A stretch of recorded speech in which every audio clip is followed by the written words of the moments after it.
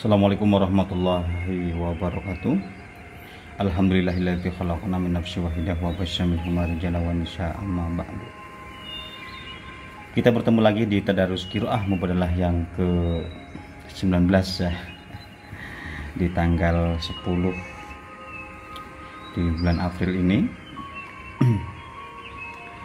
Ya, sebelum lanjut Tadarus Qiraah Mubadalah, mari kita bertawasul kepada baginda Nabi Muhammad SAW dan juga memberikan hadiah Fatihah kepada penulis buku Qiraah Mubadalah Kang Fakih Abdul Qadir. Al-Fatihah. A'udzubillahi minasyaitonirrajim. Bismillahirrahmanirrahim. Alhamdulillahirabbil alamin arrahmanirrahim maliki yaumiddin. Iyyaka na'budu wa iyyaka nasta'in ihdinas siratal mustaqim. Shiratal ladzina an'amta 'alaihim ghairil maghdubi 'alaihim waladdallin. Amin. Terima kasih sudah menyaksikan video-video sebelumnya di Tadarus Qiraah Mubadalah, dan juga ucapan terima kasih kepada yang sudah mensubscribe dulu channel Dulnesia. Terima kasih. Di bab 4 di halaman 221, isu-isu eksistensi dan jati diri kemanusiaan. Suatu saat Ummu Salamah radhiyallahu anha mendengar seruan Nabi Muhammad SAW dari dalam masjid. "Wahai manusia, berkumpullah." Ia pun bergegas hendak memenuhi seruan tersebut, tetapi pelayannya mencoba mencegah. Yang dipanggil itu laki-laki, bukan perempuan. Ummu Salamah menimpali, "Yang dipanggil itu manusia. Aku kan manusia." Sahih Muslim nomor 6114. Berbagai catatan sejarah peradaban manusia silam merekam pandangan, sikap, dan perilaku yang tidak manusiawi terhadap perempuan.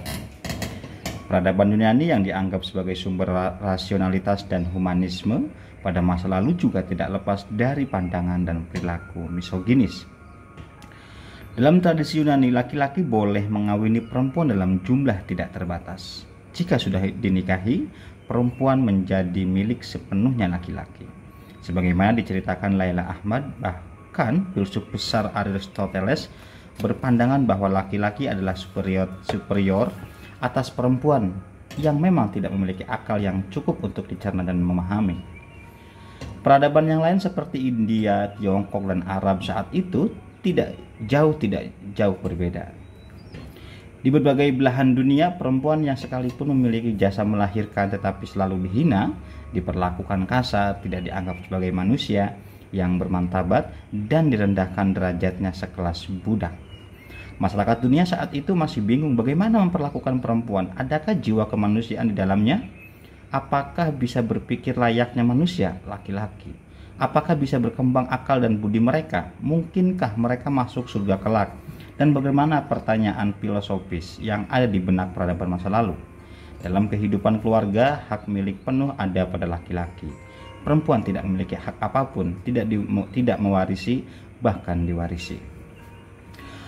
Oleh beberapa penulis, deskripsi peradaban masa lalu ini sering dijadikan konteks sosial di mana Islam hadir untuk membebaskan dan memanusiakan perempuan. Islam diyakini telah melakukan revolusi peradaban secara radikal mengenai eksistensi perempuan. Dari yang awalnya sekedar benda dan barang pada tradisi masa lalu, dalam Islam perempuan menjadi manusia bermartabat. Sebelumnya, perempuan hanya memiliki dan dijadikan warisan. Lalu Islam memberikan hak kepada perempuan untuk memiliki harta kekayaan. Islam memberi mereka hak waris atas harta yang ditinggal kerabatnya. Perempuan tidak boleh dipaksa dalam pernikahan, memiliki hak untuk digaul secara baik, memperoleh perlindungan rumah dan nafkah secara memadai, memiliki hak dalam perceraian, bahkan hak pengasuhan anak pasca perceraian, dan perlindungan penuh pada 3 bulan pertama perceraian. Dengan melihat konteks sosial saat itu, sesuatu yang dibawa Islam mengenai perempuan adalah sesuatu yang revolusioner. Tentu saja deskripsi ini benar untuk konteks kedatangan wahyu Islam 15 abad yang lalu. Sekalipun bukan satu-satunya catatan mengenai peradaban masa lalu, tetapi saat Islam datang, peradaban dunia termasuk Arab di sekitar tempat kelahiran Islam begitu merendahkan perempuan, dan Islam hadir membebaskan mereka dari berbagai belenggu sosial dan memanusiakan mereka. Hanya saja Diskusi kita di sini bukan soal keabsahan catatan historis ini. Diskusi kita lebih pada tafsir atas Islam sekarang dan saat ini. Tentang cara pandang kita terhadap teks-teks sumber dan sejarah awal Islam yang kita terapkan pada kondisi dan perilaku kita terhadap perempuan sekarang ini di berbagai belahan dunia Islam. Jika kita meyakini Islam hadir untuk memanusiakan perempuan pada masa lalu sebagaimana deskripsi sebelumnya, pertanyaannya, apakah tafsir kita atas Islam saat sekarang juga benar-benar memanusiakan perempuan? Ada banyak fakta yang terjadi di hadapan kita dan praktik-praktik di kalangan penduduk dunia Islam yang merendahkan martabat kemanusiaan perempuan. Mirisnya, praktek-praktek ini seringkali menggunakan legitimasi interpretasi budaya dan agama. Ada praktik honor killing di berbagai belahan dunia, terutama di Asia Tengah, di mana perempuan dibunuh dengan alasan telah mencemarkan kehormatan keluarga. Jikapun tidak dibunuh secara fisik, mereka akan disiksa, dipenjara, atau dipreteli semua hak sosialnya. Ini semua dilakukan karena perempuan dianggap mencemarkan kehormatan keluarga, dan dalam beberapa kasus praktek tersebut mengatasnamakan Islam, atau mereka dibiarkan oleh masyarakat yang menganggap diri mereka sebagai muslim yang taat dan patuh, sekalipun nyata-nyata Islam tidak merestui hal tersebut. Pertanyaan mubadalahnya, tidakkah laki-laki juga terkadang melakukan pencemaran kehormatan? Adakah hukuman untuk laki-laki? Mengapa harus selalu dan selamanya adalah perempuan yang dihukum? Bagaimana mengukur seseorang telah mencemarkan nama baik keluarga? Siapa yang bisa mengukur dan memutuskan tindak pidana ini? Laki-laki atau perempuankah? Mengapa standar ukuran moral dan keputusan pelanggarannya selalu dibuat dan ditentukan oleh laki-laki? Bagaimana kita bisa memiliki standar moral yang memungkinkan perempuan dan laki-laki menjadi subjek yang setara? Lalu, baik laki-laki maupun perempuan dituntut komitmen mereka secara bersama untuk menjaga standar moral tersebut, tanpa salah satu dianggap menjadi biang kerok, sementara yang lain dilepaskan begitu saja dari komitmen dan tanggung jawab. Lalu, bagaimana interpretasi Islam kita saat ini? Apakah ikut berkontribusi memanusiakan perempuan, atau sebaliknya menistakan mereka dan membiarkannya menjadi korban pembunuhan atas nama kehormatan pada kasus-kasus seperti honor killing ini? Jikapun bukan pembunuhan fisik, adakah perempuan lain dalam dimensi sosial dengan melarang mereka muncul pada ruang-ruang sosial atau melabeli mereka sebagai biang kerok kerusakan moral sosial, atau dimensi politik dengan menutup segala akses politik dari mereka atau menentukan nasib politik mereka tanpa melibatkan mereka sama sekali, atau dimensi ekonomi di mana para perempuan dikondisikan untuk menjadikan tubuh mereka sebagai satu-satunya alat tukar untuk pemenuhan kebutuhan ekonomi mereka. Dan semua ini, pelanggaran dan penuntutan akses, seringkali dilakukan atas nama perlindungan kehormatan keluarga dan masyarakat, bahkan atas nama perlindungan perempuan itu sendiri. Bagaimana kita memiliki sistem sosial yang memanusiakan perempuan sebagaimana sudah memanusiakan laki-laki, tanpa harus melarang dan menutup akses? Sebab kita juga tidak pernah melarang dan menutup akses pada laki-laki, sekalipun banyak pelanggaran yang mereka lakukan. Masih segar diingatan kita soal pelarangan perempuan menyetir mobil di salah satu negara Islam ternama. Ada banyak alasan disebutkan mengapa hal ini harus diharamkan oleh Islam versi mereka. Di antaranya karena perempuan yang bisa menyetir akan mudah keluar rumah, meninggalkan keluarga, berbuat hal-hal yang tidak bermanfaat, menyia-nyiakan waktu, terpapar pada berbagai kemungkinan kejahatan, serta memesona banyak laki-laki yang bisa berujung pada perbuatan mesum, zina, dan nista. Para perempuan yang mampu menyetir mobil dan lalu keluar rumah mengisi ruang-ruang sosial masyarakat akan lebih banyak mendatangkan keburukan dan kerusakan. Pada sisi yang lain, para perempuan juga besar kemungkinan akan diperkosa atau setidaknya dilecehkan secara tidak hormat oleh laki-laki jika berada di ruang-ruang pabrik. Mereka dilarang justru untuk melindungi kehormatan perempuan dan laki-laki. Mereka dilarang justru untuk melindungi kehormatan perempuan dari laki-laki. Demikianlah fatwa-fatwa keagamaan yang dikeluarkan oleh badan-badan resmi negara tersebut. Bukankah laki-laki yang menyetir juga mudah keluar rumah untuk hal-hal yang tidak manfaat? Menyia-nyiakan waktu juga mungkin terpapar pada berbagai kejahatan dan bisa memesona orang lain untuk berbuat mesum dan zina. Jika benar takut diperkosa, mengapa laki-laki akan memperkosa tidak dilarang? Sementara perempuan yang akan menjadi korban malah dilarang. Mengapa harus selalu perempuan yang dilarang? Lalu kalau perempuan yang tidak punya supir, apa yang harus dilakukan ketika ia membutuhkan mobilitasi untuk keperluan kesehatan, pendidikan, bahkan agama? Tidakkah ia juga manusia yang perlu mobilitas untuk kebutuhan hidupnya? Negara ini juga pernah melarang perempuan memiliki identitas sendiri seperti paspor, karena identitas mereka melekat pada laki-laki. Ini semua juga dengan alasan-alasan keagamaan yang hampir serupa, melindungi kehormatan perempuan dan kehormatan moral publik. Pada konteks moral publik negara ini, di manakah Islam yang memanusiakan perempuan itu? Beberapa negara Islam ternama juga cukup lama tidak memberikan hak pilih bagi perempuan dalam pemilihan umum. Tidak memilih apalagi dipilih, dengan berbagai alasan yang tidak mengindahkan suara dan pengalaman perempuan. Beberapa juga masih mengharamkan perempuan yang duduk sebagai hakim di pengadilan, di jabatan eksekutif dan legislatif, di kepolisian dan tentara, bahkan jabatan-jabatan pendidik dan tenaga kesehatan. Membicarakan kemungkinan perempuan menjadi presiden atau pemimpin tertinggi di banyak negara Islam masih sangat tabu. Sekalipun Pakistan pernah dipimpin Benazir Bhutto dan Indonesia pernah dipimpin Megawati Soekarno Putri.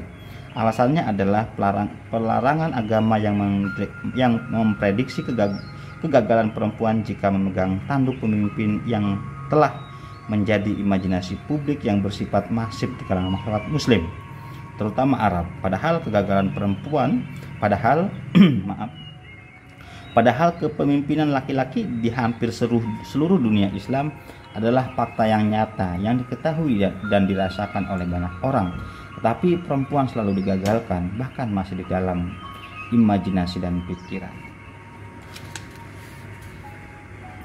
Selain persoalan teks dan diskusi fikih klasik, argumentasi pelarangan semua hal ini didasarkan pada asumsi kemanusiaan perempuan yang lebih rendah daripada laki-laki. Kapasitas perempuan dianggap lebih rendah, padahal perempuan dianggap lebih sempit. Emosi mereka dianggap lebih kuat sehingga dianggap tidak akan mampu menguasai dan mengontrol keadaan. Dan nafsu seks mereka seringkali juga dianggap lebih dominan dan akan mengganggu moral politik. Asumsi ini melekat kuat di banyak benak umat Islam serta diperkuat dengan tafsir dan pemahaman keagamaan. Inilah stereotip tentang perempuan yang berkembang dalam masyarakat Muslim, sehingga sikap dan perilaku mereka terhadap perempuan tidak adil dan berpotensi pada timbulnya segala bentuk kekerasan. Sejak semula problemnya adalah cara pandang kita terhadap perempuan adalah timpang. Kita menganggap mereka sebagai sumber keburukan sosial dan kerusakan moral. Kita tidak menganggap mereka sebagai manusia utuh yang punya potensi kebaikan dan keburukan, sebagaimana laki-laki. Sebagai manusia, laki-laki bukanlah malaikat yang selalu benar. Perempuan juga bukan iblis yang selalu salah terus-menerus.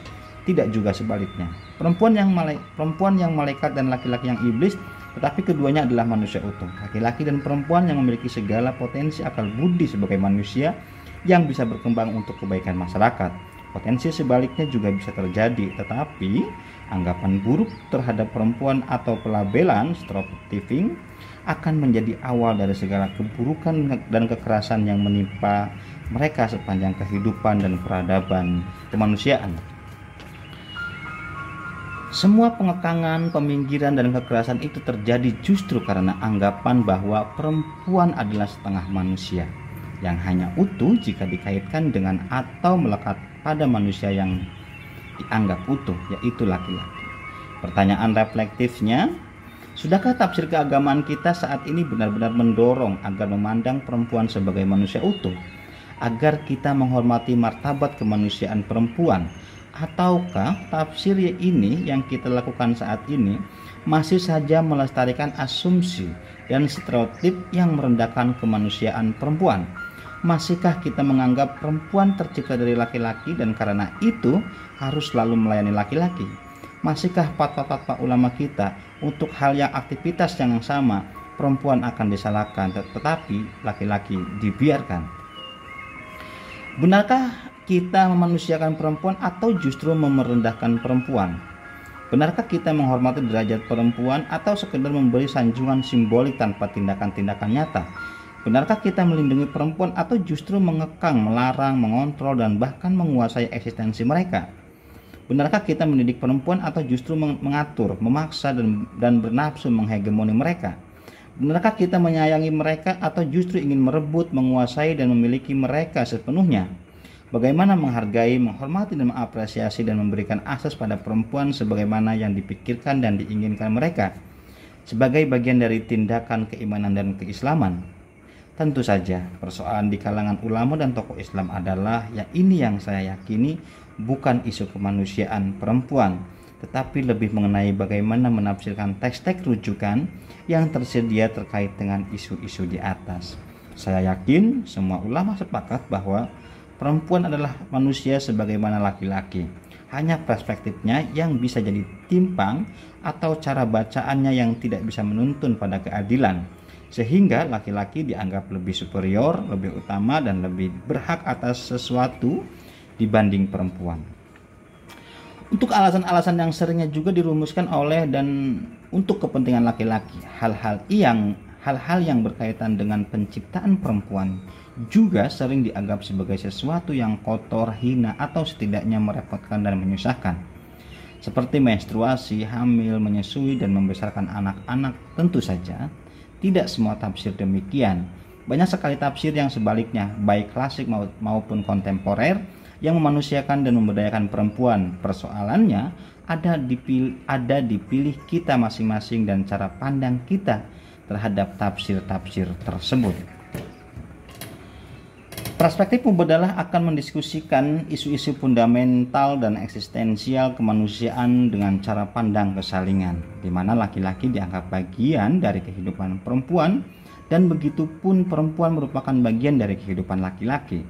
Yang satu tidak superior atas yang lain, tidak lebih utama sehingga tidak bisa menghegemoni dan memaksa. Relasi yang dibangun harus atas dasar kesetaraan, kebersamaan, keseimbangan, kesalingan, dan kerjasama. Isu-isu eksistensi dan jati diri kemanusiaan yang dimaksud adalah seperti isu penciptaan Adam dan Hawa, mandat kekhalifahan perempuan di muka bumi, kewajiban dan kewenangan dasar sebagai manusia, ayat-ayat dan hadis-hadis yang menginspirasi asumsi superioritas, prinsip pasangan dan kemitraan, relasi akal dan emosi, independensi dalam sholat dan puasa, pesona dan fitnah, mahram untuk perlindungan, kehidupan dunia sebagai surga pertama untuk bahagia, akhirat sebagai puncak kebahagiaan untuk laki-laki dan perempuan. Pembahasan isu-isu ini dengan perspektif kesalingan atau mubadalah terinspirasi dari pernyataan Ummi Salamah radhiyallahu anha yang disebutkan sebelumnya, yaitu aku adalah manusia. Aku tepatnya perempuan adalah manusia. Teks lengkap hadis ini adalah sebagai berikut. An Ummi Salamah zaujin Nabi sallallahu alaihi wasallam annaha qalat falamma kana yauma min dalika wal jariyatu tamsutuni pasami tu Rasulullah sallallahu alaihi wasallam yaqulu ayuhan nas faqultu lil jariyatis takhiri anni qalat innama da'a rijala falam yad'un nisa'u faqultu inni minan nas.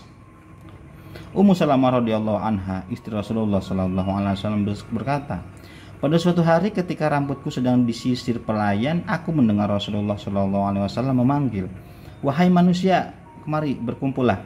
Aku pun berkata pada sang pelayan, "Sudah dulu, biarkan aku pergi." Memenuhi panggilan tersebut, tetapi ia menimpali, berusaha mencegah. Nabi kan memanggil para lelaki saja, tidak memanggil perempuan. Aku menjawab, Nabi memanggil manusia dan aku adalah manusia. Sahih Muslim nomor 6114. Jika kesadaran bahwa perempuan bukan bagian dari manusia itu mengakar dalam masyarakat sebagaimana ditunjukkan oleh pernyataan pelayan Ummu Salamah radhiyallahu anha, sehingga ketika ada pernyataan, panggilan atau teks-teks secara umum yang berbicara menyasar subjek manusia, seringkali dipahami kebanyakan orang bahwa hal itu menyasar pada laki-laki. Tetapi Ummu Salamah radhiyallahu anha, istri Nabi Shallallahu alaihi wasallam dan sahabat perempuan yang pintar berkat inspirasi ajaran yang mendasar dalam Islam, mendeklarasikan dengan tegas, perempuan adalah manusia. Ya, hakikat kemanusiaan perempuan adalah sama sebagaimana laki-laki, tercipta dari esensi yang sama, diturunkan ke muka bumi untuk misi yang sama, sebagai khalifah untuk memastikan kesejahteraan, kemakmuran, kebaikan, kemaslahatan, dan keadilan bagi manusia dan semesta alam, mulai dari rumah hingga persoalan-persoalan kemanusiaan yang lebih luas di masyarakat dan penduduk dunia. Baik, itu saja tadarus qiraah mubadalah yang ke-19. Kita berlanjut di halaman 231 di esensi penciptaan yang sama. Itu saja, wallahul muwaffiq ila aqwamit thoriq. Assalamualaikum warahmatullahi wabarakatuh.